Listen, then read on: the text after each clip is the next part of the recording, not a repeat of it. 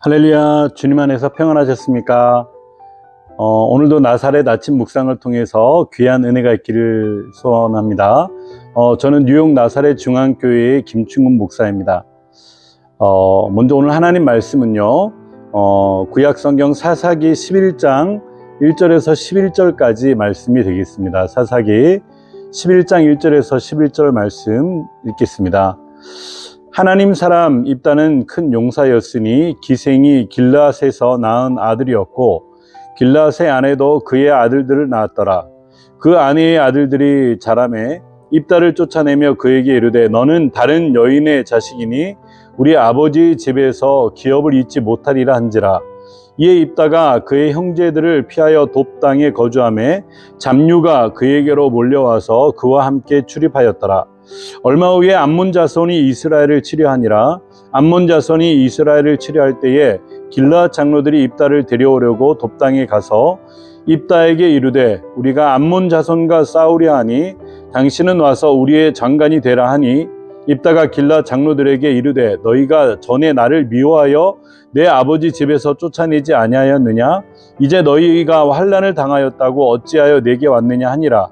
그러므로 길르앗 장로들이 입다에게 이르되 이제 우리가 당신을 찾아온 것은 우리와 함께 가서 암몬 자손과 싸우리 함이니 그리하면 당신이 우리 길르앗 모든 주민의 머리가 되리라 하매 입다가 길르앗 장로들에게 이르되 너희가 나를 데리고 고향으로 돌아가서 암몬 자손과 싸우게 할 때에 만일 여호와께서 그들을 내게 넘겨주시면 내가 과연 너희의 머리가 되겠느냐 하니 길르앗 장로들이 입다에게 이르되 여호와는 우리 사이의 증인이시니 당신의 말대로 우리가 그렇게 행하리다 하니라. 이에 입다가 길르앗 장로들과 함께 가니 백성이 그를 자기의 머리와 장관을 삼은지라. 입다가 미스바에서 자기의 말을 다 여호와 앞에 아르니라. 아멘. 저는 이 말씀을 통해서 인생의 밑바닥은 하나님의 새로운 시작이다. 인생의 밑바닥은 하나님의 새로운 시작이다 라고 하는 제목으로 잠시 전하도록 하겠습니다. 오늘 사사기 11장은요 블레셋과 암몬 족속의 압제에 신음하던 이스라엘 백성들이 하나님 앞에 기도함으로 호소함으로 하나님께서는 이스라엘을 구원하시기 위해서 사사 입다를 또 세우시고 그를 통해서 큰 승리를 거두게 하시는 장면이 소개되고 있습니다. 그런데 이 중요한 장면 가운데서 사사기 11장에는 여러 가지 우리들에게 중요한 교훈을 하고 있는데 첫 번째 교훈이 뭐냐면은 모든 인생은 낮아지거나 높아지는 것도 한순간이라고 하는 것입니다. 어떤 사람은 높아져야 되는 사람이고 어떤 사람은 낮아져야 되는 사람이 아니고 하나님께서 생각하시고 하나님께서 쓰시길 원하시면은 그 사람을 높이기도 하시고 또 낮추기도 하신다고 하는 것이죠. 그래서 오늘 1절에 보면은 한순간에 길르앗 아들이었던 입다라고 하는 사람을 통해 가지고 바닥까지 낮아지는 상황을 맞이하게 됩니다. 1절에 보면은 길르앗 사람 입다는 큰 용사였으니 기생이 길르앗에서 낳은 자식이었고 길르앗의 아내도 그의 아들들을 낳았더라. 그의 아내의 아들들이 자라매 입다를 쫓아내며 그에게 이르되 너는 다른 여인의 자식이니 우리 아버지 집에서 기업을 잊지 못하게 한지라 이렇게 얘기를 하는 겁니다. 입다는 천한 기생의 소생으로 길르앗에서 낳은 천한 신분의 사람이었으며 그로 인해 가지고 이복 형제들의 구박을 받아 가지고 마침내는 축출까지 되는 겁니다.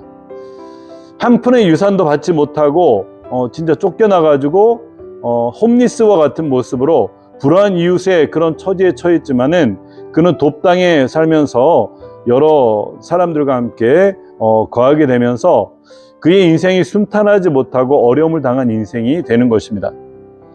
한순간에 진짜 집에서 쫓겨나는 그런 신세를 당하게 되는 거죠.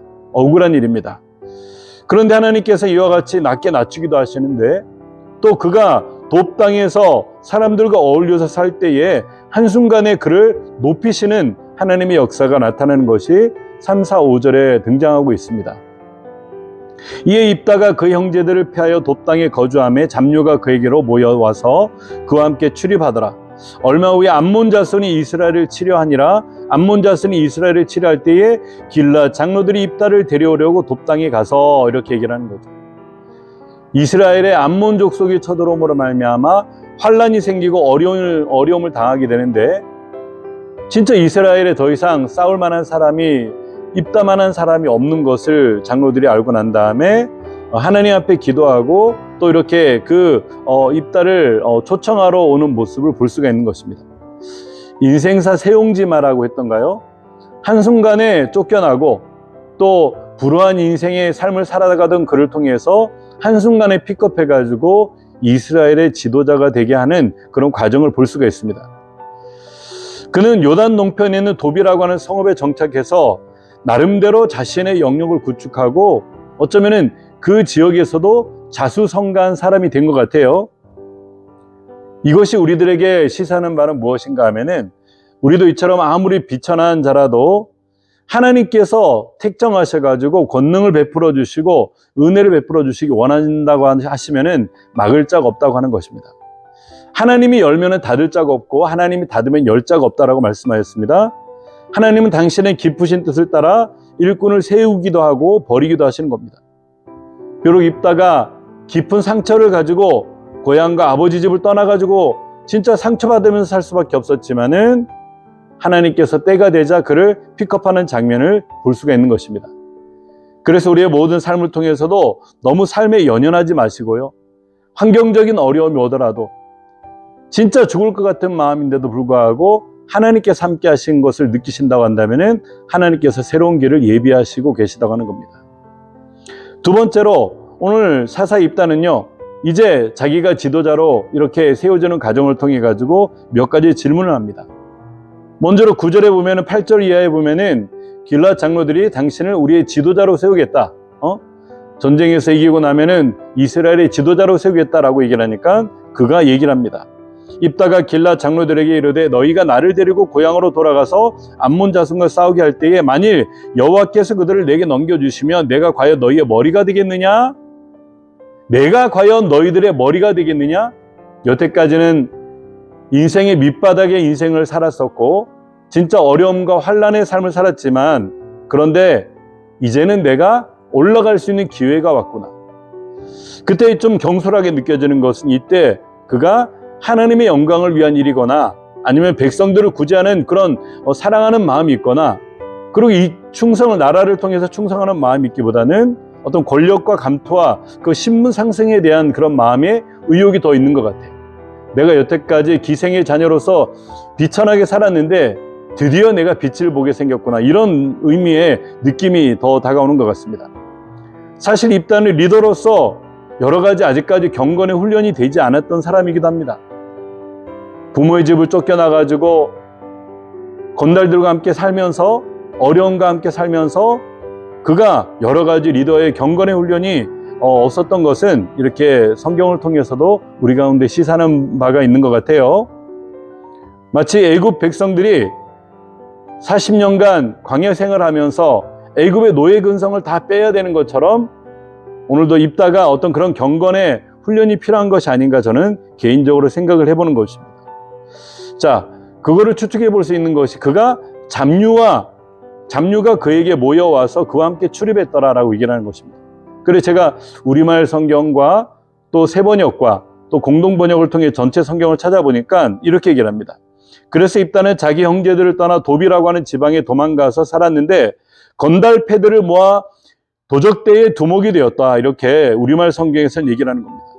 건달 패들이 입다에게 모여가지고 어쩌면은 진짜 깡패 같은, 그런 조직폭력배 같은 그런 삶을 살았다라고 성경에서는 표현하는 것을 볼 수가 있어요. 그러다 보니까 훈련되지 않다 보니까 이제는 자기가 리더로 부름받았고 이제 쓰임 받는다고 생각하니까 갑자기 기분이 너무 좋아져 가지고 앞뒤도 가리지 않고 경솔하게 행동하는 모습을 볼 수가 있는 겁니다. 그가 사사기 11장 30절 이하에 보면은, 만약에 암몬 자손을 나에게 넘겨주면은, 그러면은 내가 암몬 자손에게서 평안이 돌아올 때에 누구든지 내 집 문에서 나와서 나를 영접하는 그는 내가 여호와께 돌릴 것이니 내가 그를 번제물로 드리겠나이다 라고 얘기를 하는 겁니다. 서원을 해버렸습니다. 서원 기도를 해버렸습니다. 그것도 아주 무서운 서원 기도를 하게 되는 거죠. 누구든지 내 집에서 나오는 사람이면은 내가 첫 번째 나오는 사람을 인신 제물로 드리겠다라고 서원을 했는 겁니다. 이것이 진짜 서원이 되는 건지 안 되는 건지 모르겠지만 그는 서원이라고 하는 이스라엘의 그 율법의 법례를 따라서 이렇게 서원을 해버린 겁니다. 경솔합니다. 부족합니다. 경건함이 없습니다. 기도함이 없습니다. 성경에서는 서원하고 지키지 않으면 저주 같은 것이 온다 이렇게 표현되고 있습니다.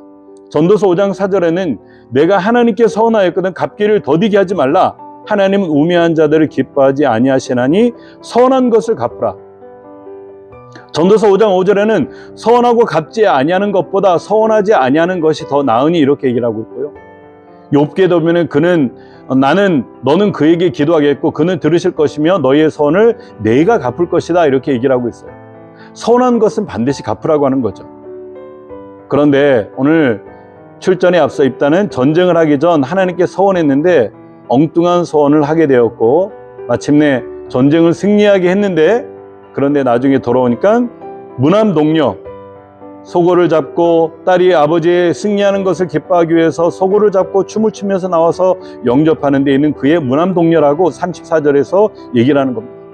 입다가 보는 순간에 옷을 찢으면서 이르되 어찌할꼬 내 딸이여 너는 나를 참담하게 하는 자요 너는 나를 괴롭게 하는 자 중에 하나로다 이렇게 얘기를 하는 것입니다. 성급하고 진짜 중요한 것을 통해서 그 결정적인 서원이 그냥 기도 없이 자기 기분에 내키는 대로 한다고 하는 것은요 우리들에게 뼈아픈 아픔을 가져오게 되는 겁니다.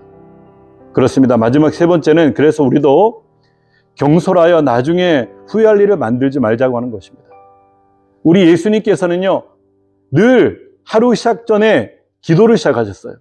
새벽에 한적한 곳에 가셔가지고 기도하시고 기도가 끝나면은 하나님의 말씀을 전하시고 하나님의 복음을 전파하신 다음에 그 다음 병든 자들을 치료하시고 고쳐주시고 귀신 들린 자를 쫓아주시며 그리고 마침내 하나님의 큰 사명을 위해서 전도하고 복음을 전파하러 우리 주님께서는 바쁘게 다니시고 또 한밤에도 주님께서는 하나님 아버지께 기도하셨던 분이십니다.